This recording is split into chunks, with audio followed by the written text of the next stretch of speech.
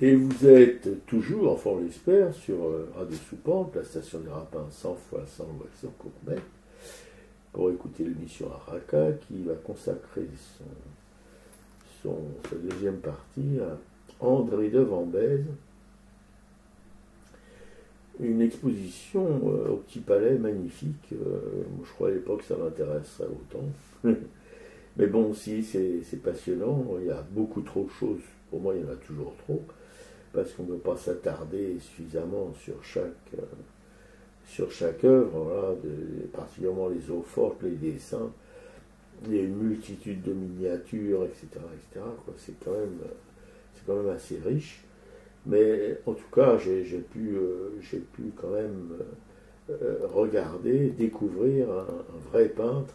Ça ne veut rien dire, un vrai peintre, un peintre, avec une œuvre passionnante, parce que des tout petits formats, des miniatures, vraiment un truc tout petit à des grands formats, voilà. C'est quand même un exercice assez d'équilibriste, assez intéressant pour un artiste peintre. Voilà.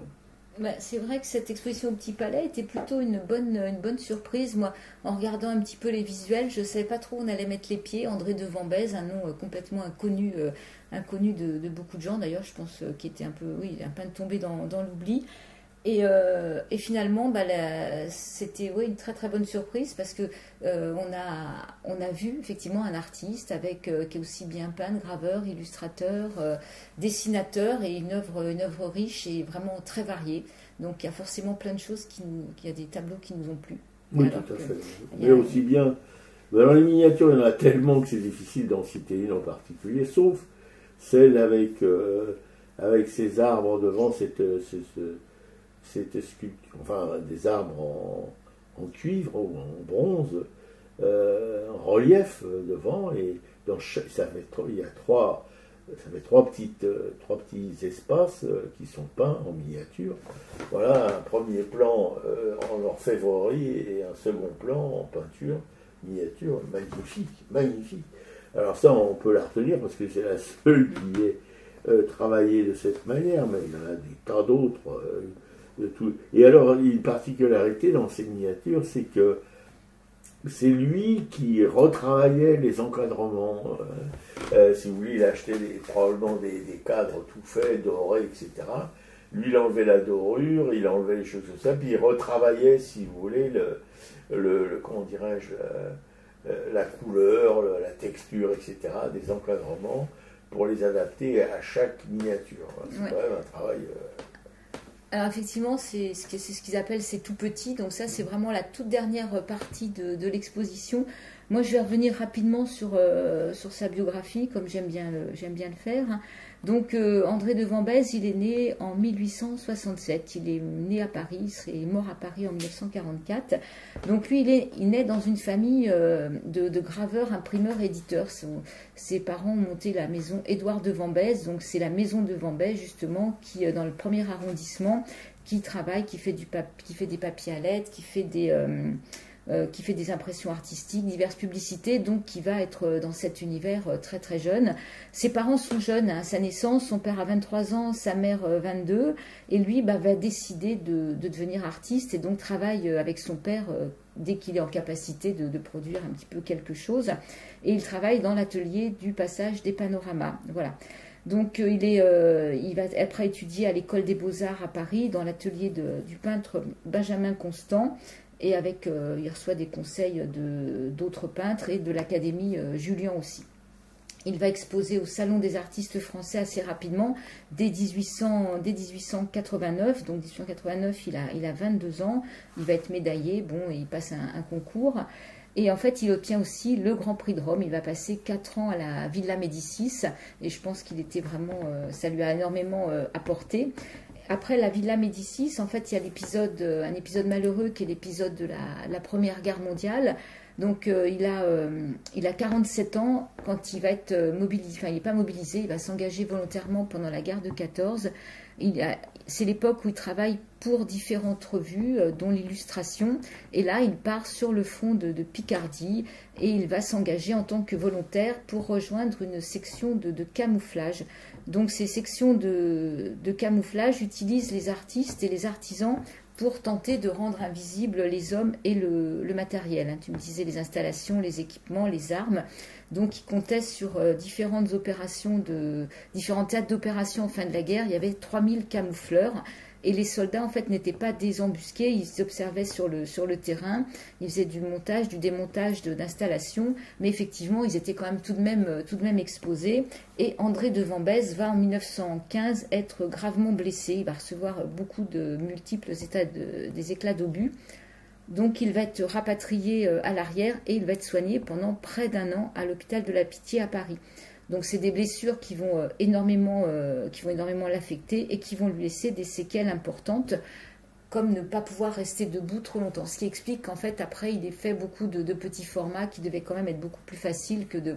Parce que dans l'exposition on voit qu'il y a effectivement des tableaux qui eux sont vraiment par contre des grands formats.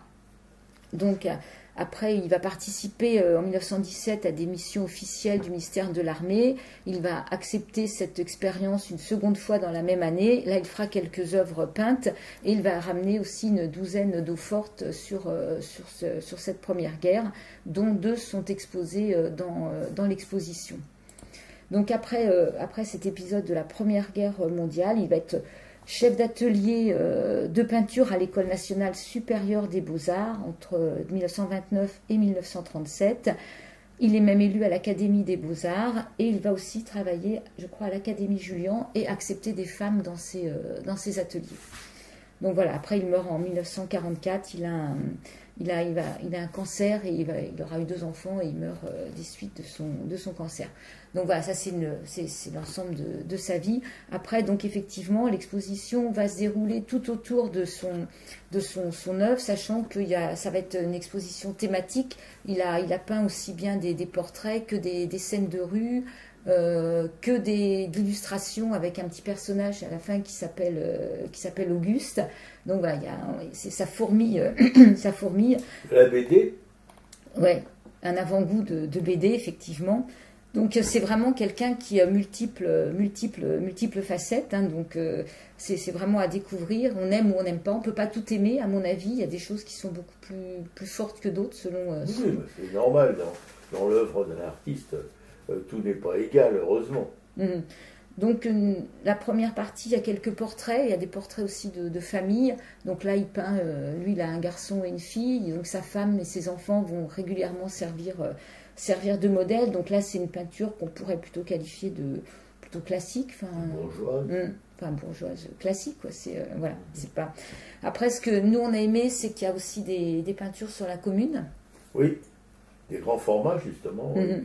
Et il y a des peintures. Puis de nuit, il y en a une il y a une peinture, c'est la nuit, c'est Paris, c'est une rue, avec comment on appelle ça, c'est lampadaires, au gaz. Et on voit un cordon de flics bien ordonnés, etc. Et devant une foule. Parce que les flics ont dû tirer dessus, il y a quelqu'un qui est à terre, etc., une foule qui reflue. Mais je trouve que peindre une scène de nuit, c'est quand même, il faut quand même maîtriser, parce que c'est pas vraiment évident. Et toujours avec une foule de petits personnages, voilà, il faisait des grands formats avec plein de petits personnages, mais ça peut être à foison. Je ne veux pas dire des milliers, mais ça semble des milliers. Comme ces petites miniatures aussi, avec pareil, des tout petits personnages. Évidemment, il y en a moins parce que le format l'exige, mais voilà, ça foisonne, quoi. C'est pas un paresseux, on ne peut pas dire. C'est parce qu'il y a des peintres qui vont à l'économie, pas lui, pas du tout. Là, le tableau dont tu parles, là, qui est fait dans Paris, c'est le tableau La Charge, qu'il a réalisé quand il avait 35 ans. Effectivement, on est sur les boulevards et il y a une charge de police.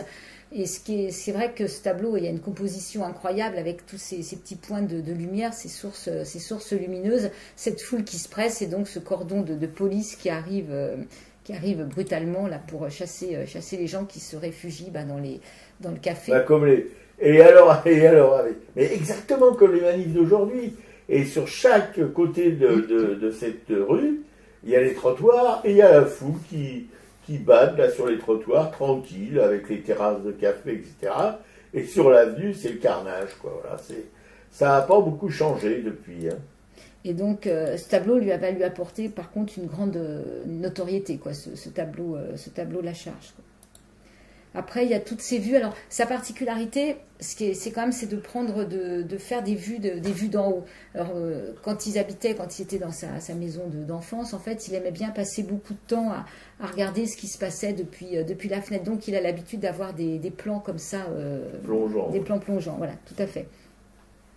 Et il habitait. Donc il était enfant, il observait toujours la foule du boulevard Montmartre. Il était au 5e étage, donc dans la boutique de son père.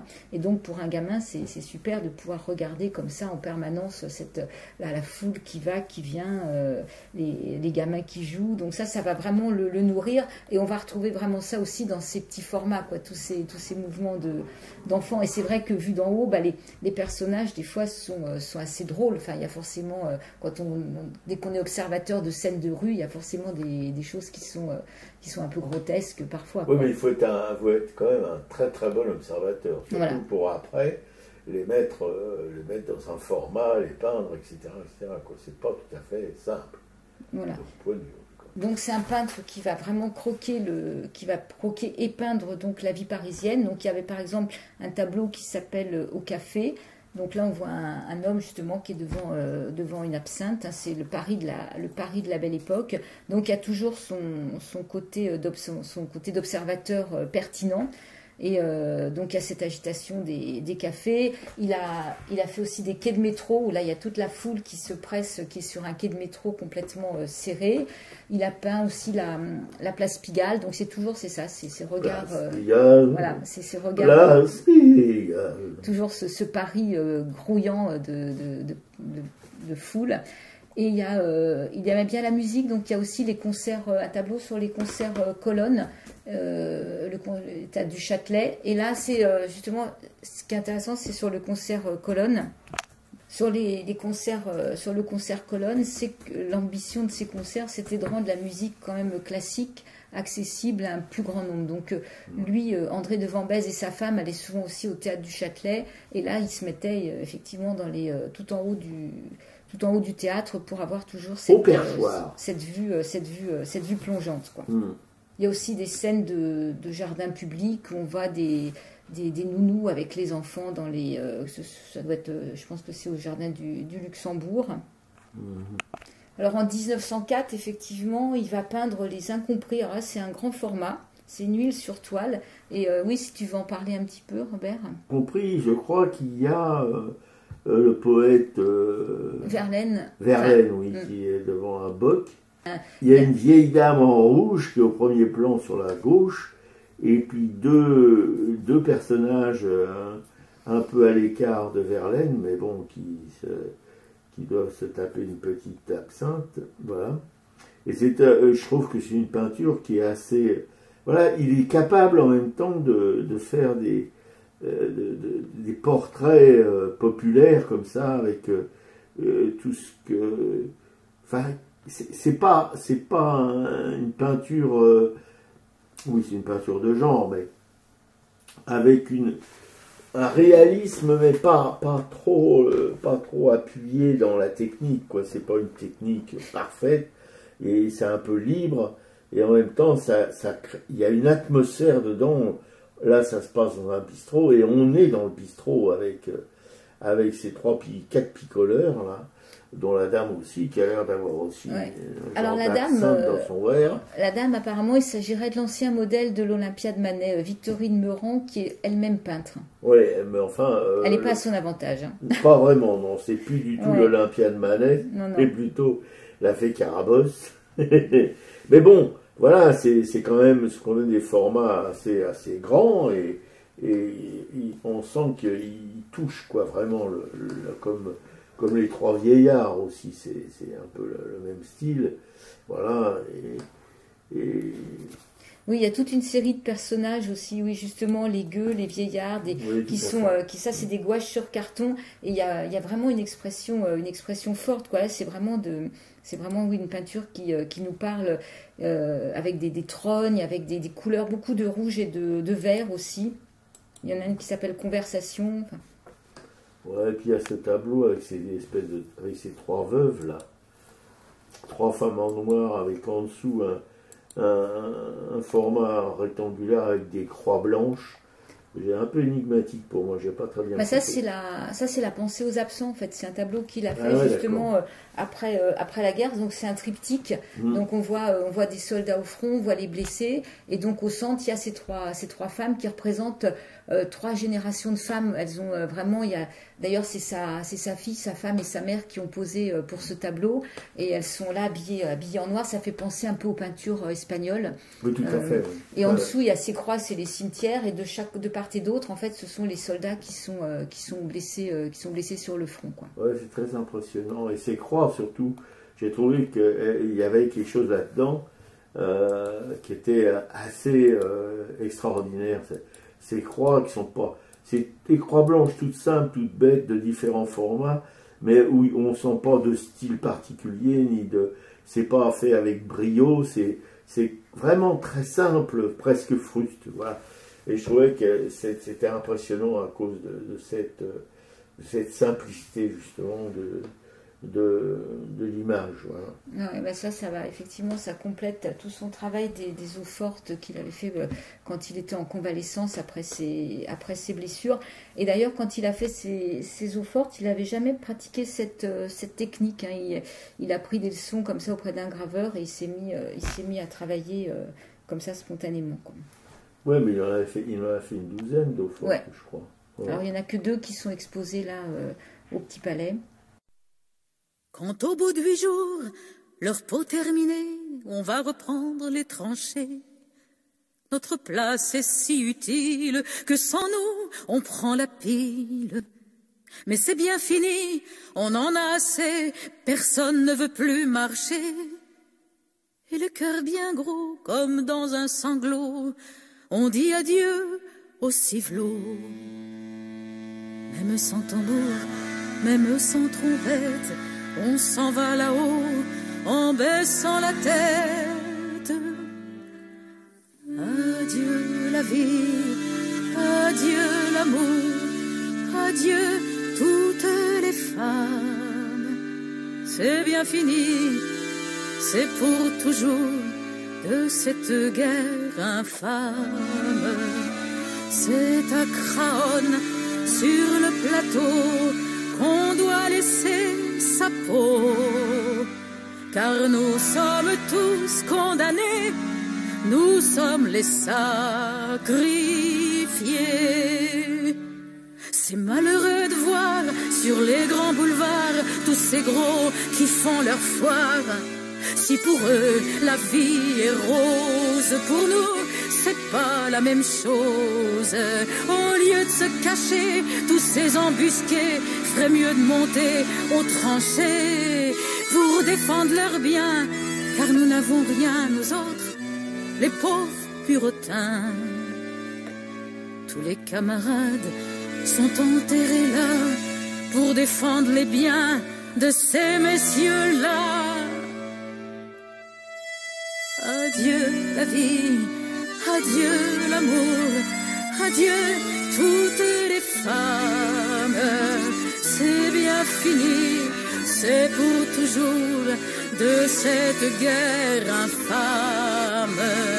C'est à Craonne, sur le plateau, qu'on doit laisser sa peau, car nous sommes tous condamnés, nous sommes les sacrifiés.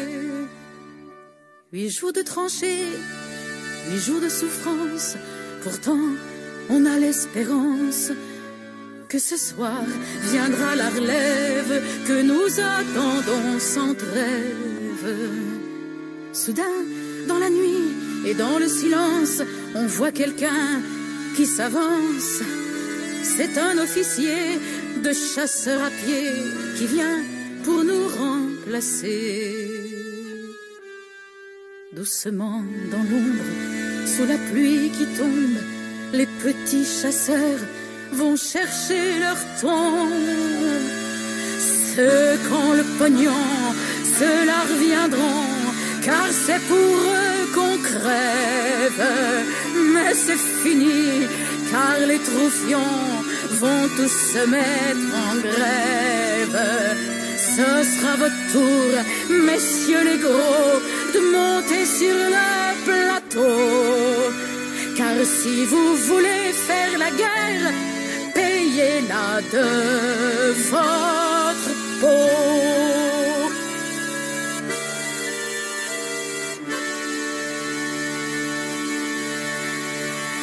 C'est la chanson de Craonne, Michel Bernard. Et on va poursuivre, hein, toujours sur Radio Soupente, l'émission Arakaï, sur l'œuvre d'André de Van Bèze, sur sa partie plutôt sociale, si on peut dire ça comme ça, particulièrement avec deux peintures sur la Commune de Paris, dont une qui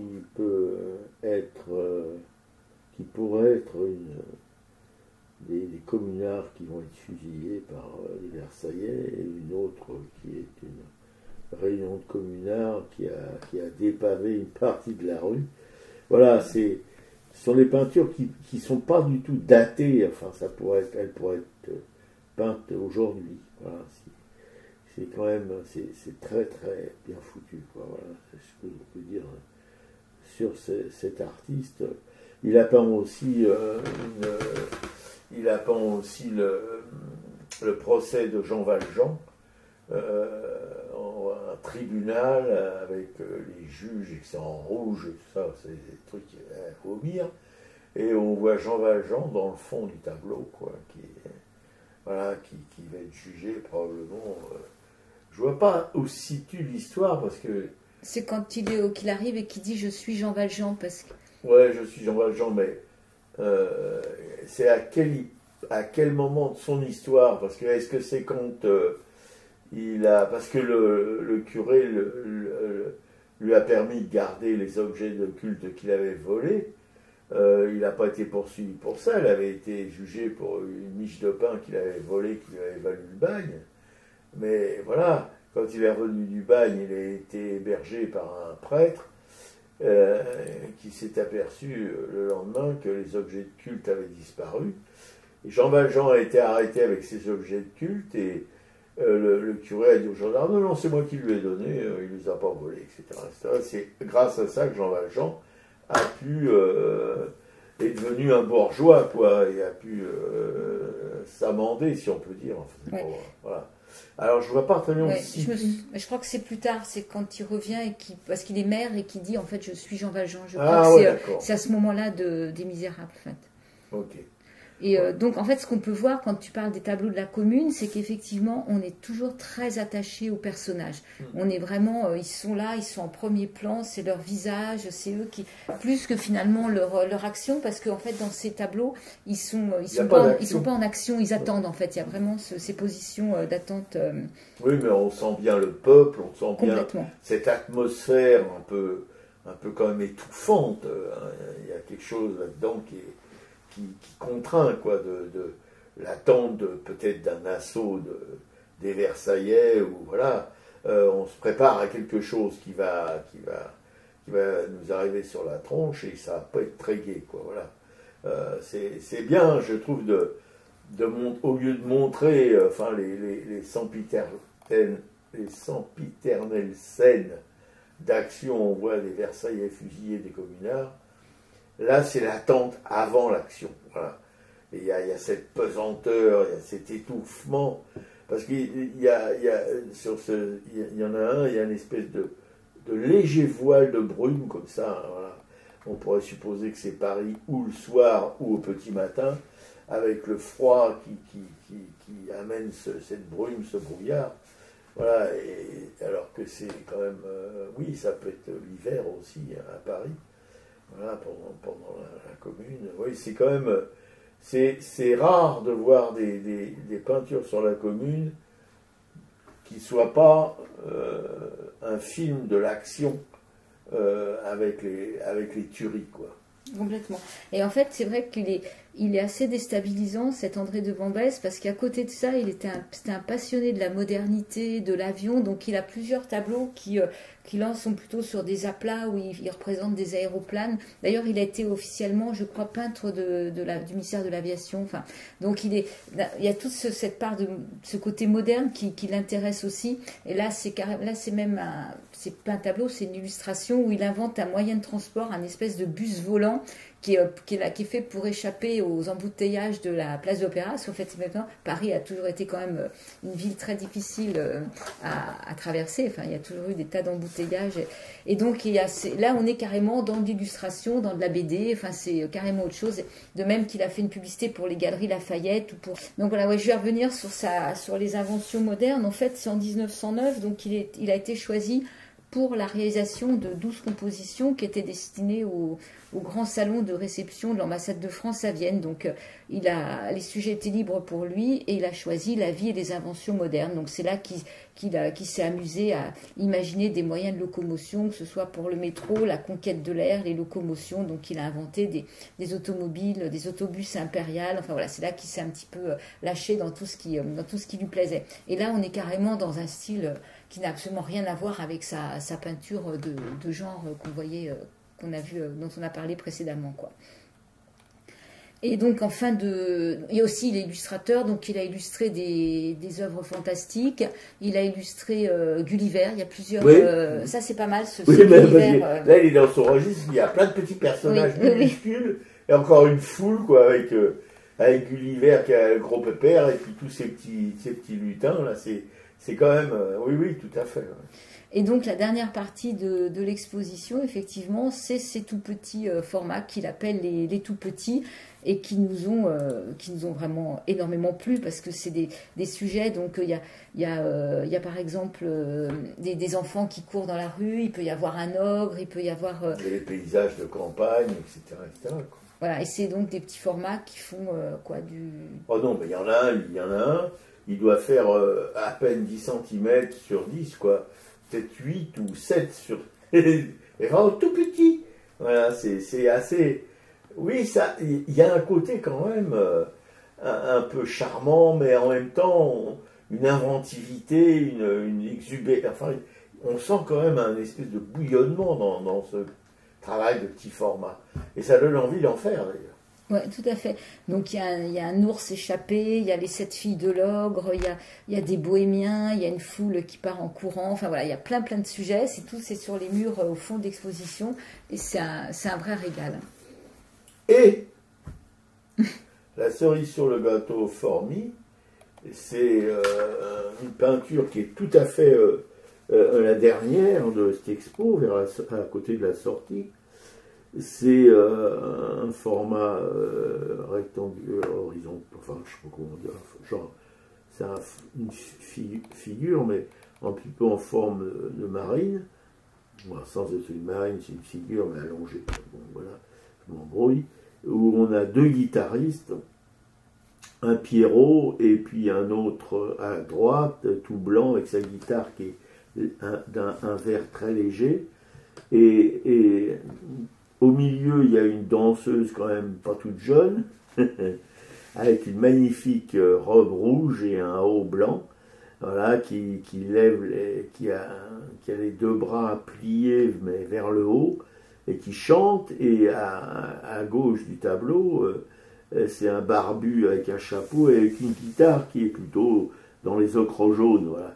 Et les ocres jaunes, lui, il est habillé en bleu. Alors, il y a bleu, il y a le blanc et il y a le rouge au milieu. Ça rappelle les couleurs un peu du drapeau, mais dans une version tout à fait différente. Mais il y a les trois couleurs, c'est tricolore, voilà. Mais il y a quelque chose dedans que je ne saurais pas trop définir, mais qui m'a tout de suite scotché, quoi. Peut-être cette femme,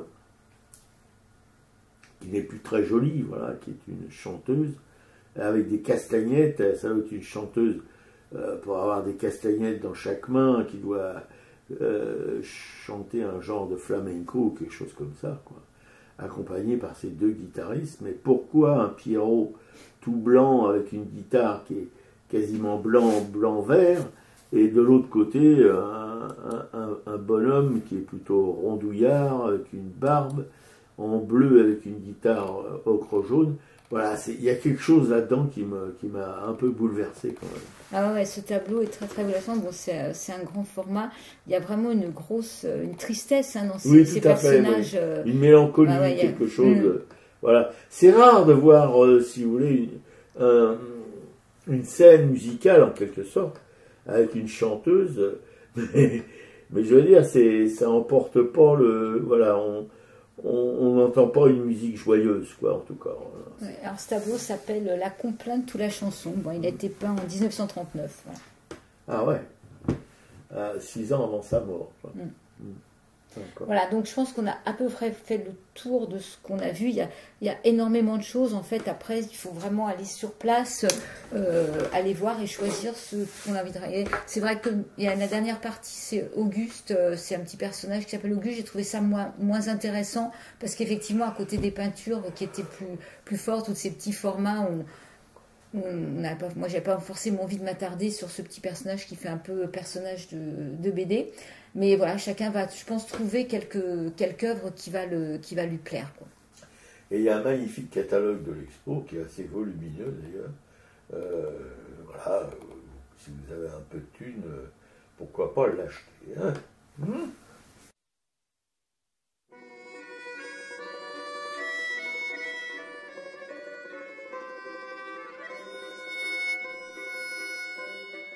Sous le ciel de Paris s'envole une chanson. Elle est née d'aujourd'hui dans le cœur d'un garçon. Sous le ciel de Paris marchent des amoureux. Leur bonheur se construit sur un air fait pour eux. Sous le pont de Bercy, un philosophe assis, de musiciens, quelques badauds, puis des gens par milliers. Sous le ciel de Paris jusqu'au soir vont chanter l'hymne d'un peuple épris de sa vieille cité. Près de Notre-Dame, parfois couvre un drame, oui mais à Paname, tout peut s'arranger. Quelques rayons du ciel d'été, l'accordéon d'un marinier, l'espoir fleurit au ciel de Paris. Sous le ciel de Paris coule un fleuve joyeux. Il endort dans la nuit les clochards et les gueux.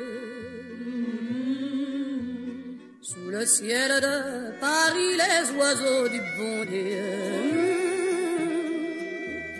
viennent du monde entier pour bavarder entre eux. Et le ciel de Paris a son secret pour lui.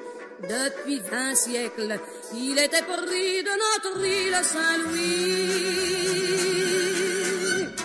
Quand elle lui sourit, il met son habit bleu. Quand il pleut sur Paris, c'est qu'il est malheureux. Quand il est trop jaloux de ses millions d'amants,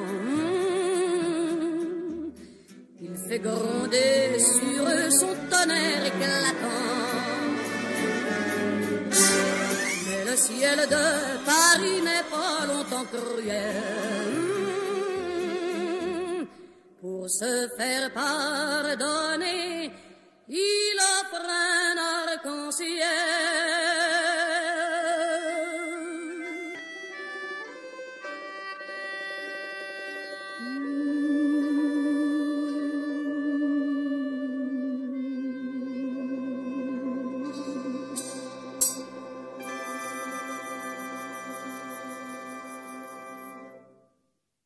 Sous le ciel de Paris, Édith Piaf.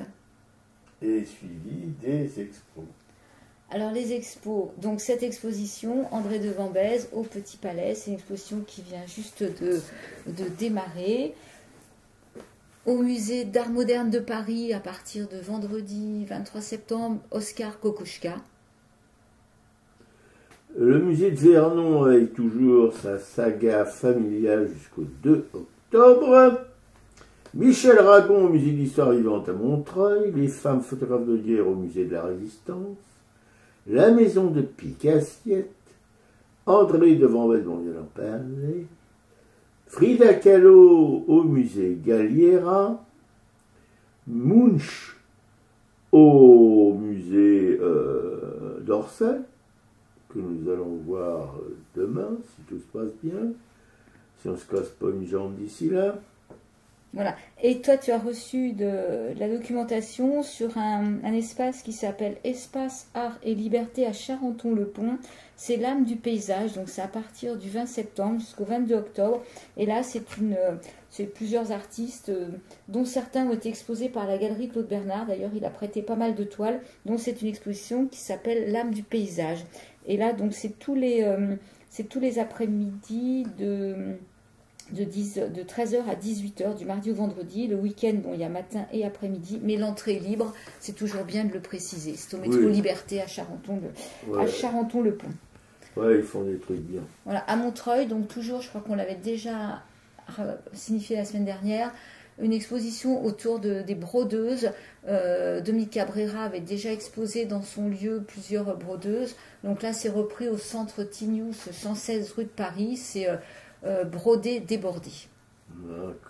Bon. Et l'entrée, non, l'entrée n'est pas libre sur celle-ci, je pense pas. Ça aurait été étonnant. Voilà, ça aurait été étonnant. Je pense qu'on a fait à peu près le tour de ce qu'il y avait à voir actuellement. Sur le culturel, effectivement, moi j'ai juste regardé quelques petits films documentaires de 5-6 minutes autour de femmes qui écrivent sur les murs. Ça s'appelle nous crions sur les murs. Donc ce sont des colleuses, ce sont des femmes qui revendiquent donc avec des pochoirs et des collages sur les murs. Et je viens de commencer donc la double vie de Virginia Woolf de Geneviève Brisac et Agnès de Sarthe, parce que France Culture, durant l'été, fait des émissions qui s'appellent La Grande Traversée. Et donc, il y a 5 émissions consacrées à Virginia Woolf qui sont absolument riches et fourmillantes de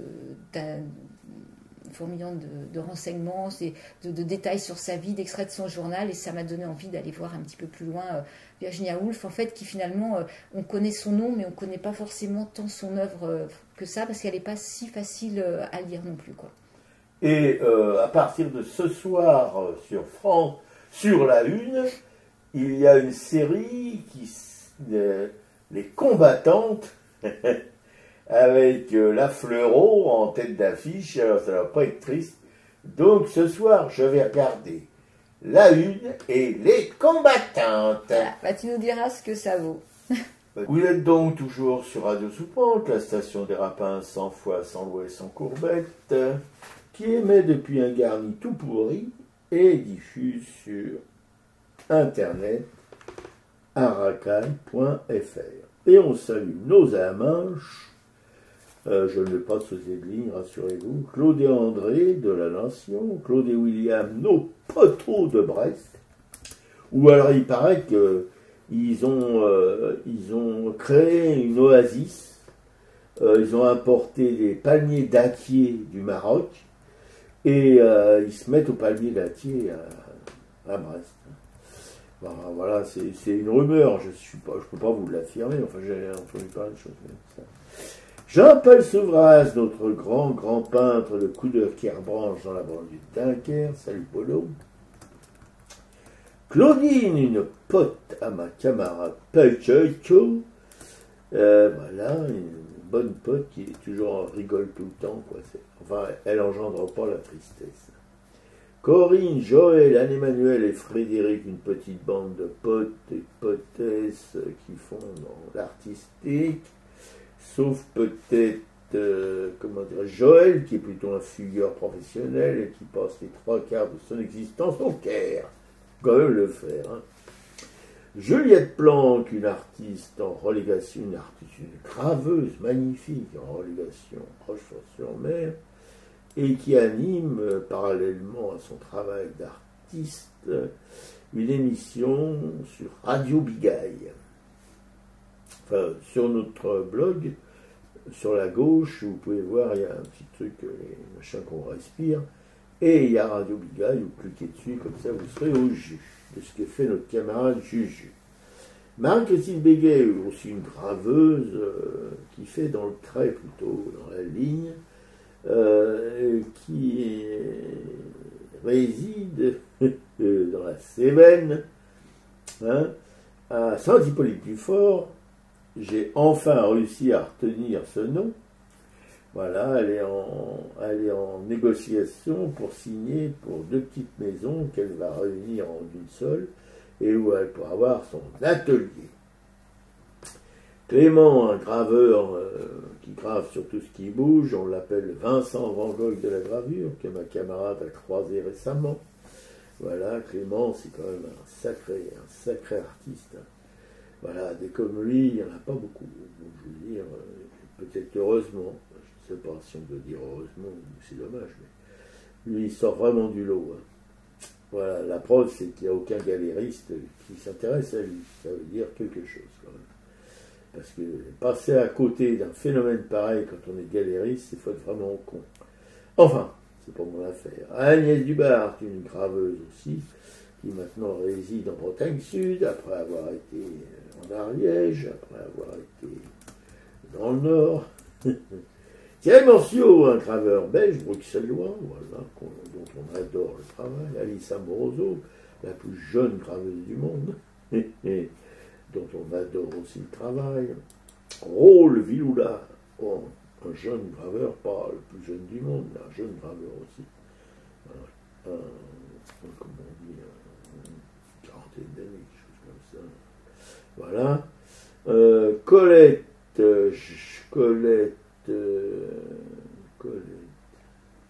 Jacqueline et Nicole, oui. 3 femmes d'artistes qui vouent leur vie à faire connaître, à faire vivre l'œuvre de leur défunt conjoint. Liliane et Laurence, 2 écrivaines de polar, mais une des 2, Liliane, a quitté le bord, voilà, en laissant Laurence toute seule. Laurence aussi qui a perdu son compagnon Bernard, voilà, un bouquiniste des quais de la Seine. Geneviève, notre sorcière bien-aimée, Marie-Christine et Christophe, des militantes chez Militants qui mêlés, Cécile, tu la sens ma 5e puissance. Oui, ma Cécile, on la sent, on t'aime. La hausse flamboyante qui anime 3 émissions. 2 émissions sur une radio ONI le mercredi après-midi, une pour les enfants et une pour les enfants adultes, voilà. Une bonne, hein, la hausse flamboyante, c'est quelque chose. José Arthur qui anime une émission qui s'appelle Le Mélange, c'est toujours cette radio ONI, mais le dimanche en fin d'après-midi, une émission musicale de haut niveau. Anne-Isabelle Roubaille, une peintre de Bourg-en-Marlotte, dont on a connu l'œuvre chez Florence Quenu, la libraire à la librairie L'Empreinte, toujours à Bourg-en-Marlotte. Colette et Alain, 2 mécènes de chez Mécène, qui est mécène, très gentil, très humain, voilà, on leur fait des gros bisous. Dominique Paula d'Ardouin, une galériste, hélas aujourd'hui disparue, comme sa maman d'ailleurs, Cérès Franco, voilà, de femmes qui ont voué leur vie à l'art, avec chacune, alors la maman Cérès, avec une collection pléthorique qu'elle a refilée à une fondation à Montaulieu, côté Carcassonne, et sa fille, donc Paula Dardouin, Dominique, qui a aussi, qu'on a connue lorsqu'elle avait une galerie à Paris, voilà, humaine, vraiment humaine. Comme Marie Dognon, d'ailleurs, même elle qui est vivante, une galériste qui nous bluffe toujours avec ses expos, voilà, qu'on aime beaucoup parce qu'elle semble très humaine elle-même. Voilà. Antoine Manoury des Champignons, avec lequel ma camarade a renoué, si on peut dire ça comme ça, a renoué une relation qui s'était un petit peu étiolée. Voilà. Galerie Carambedou de Bourg-Marlotte, Marie-Louise, une auditrice fidèle, Anna, une peintre polonaise, amie de ma camarade Piquécou et qui a un talent fou, Karine, une autre artiste, plutôt décoratrice d'intérieur, mais aussi une peintre, une dessinatrice, etc., qui est vraiment quelqu'un qui écrit aussi. Et qu'on aime aussi beaucoup. L'émission est à l'écoute sur notre blog aracai.fr et on se termine avec notre pote Mélismel, Faut vivre. Ouais, salut à tous.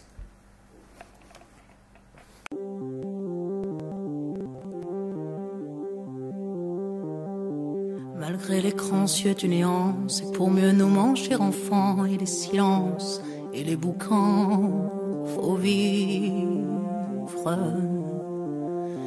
Et bien qu'aveugle sur fond de nuit, entre les gouffres infinis, des milliards d'étoiles qui rient, faut vivre.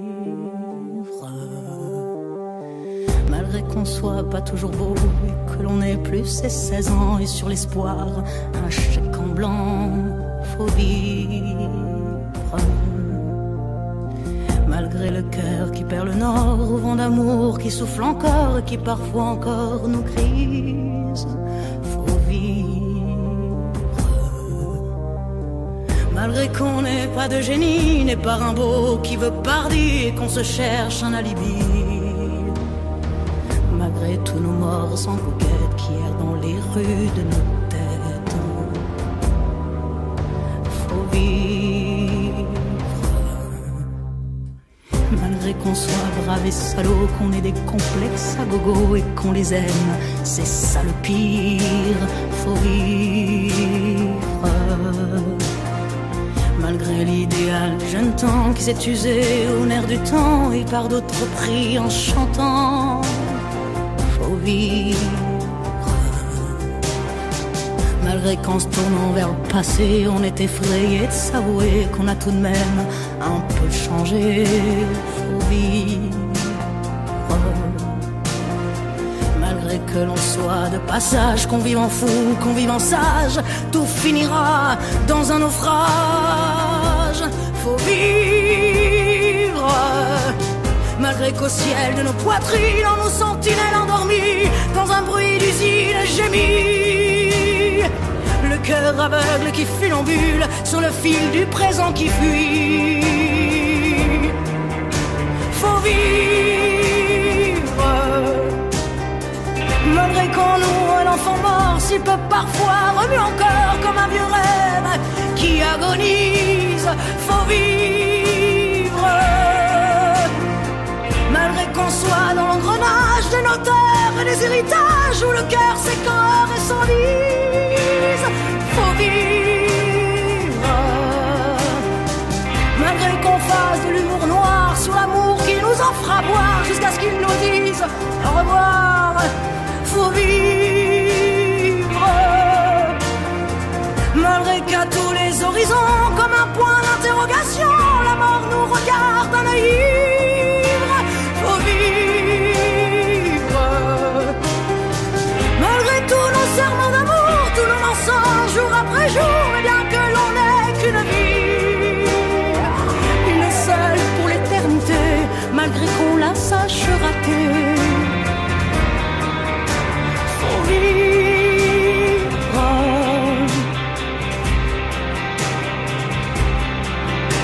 Faut vivre.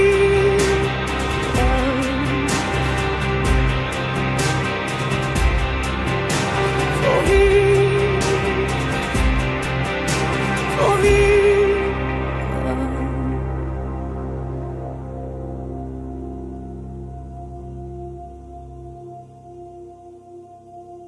Faut vivre.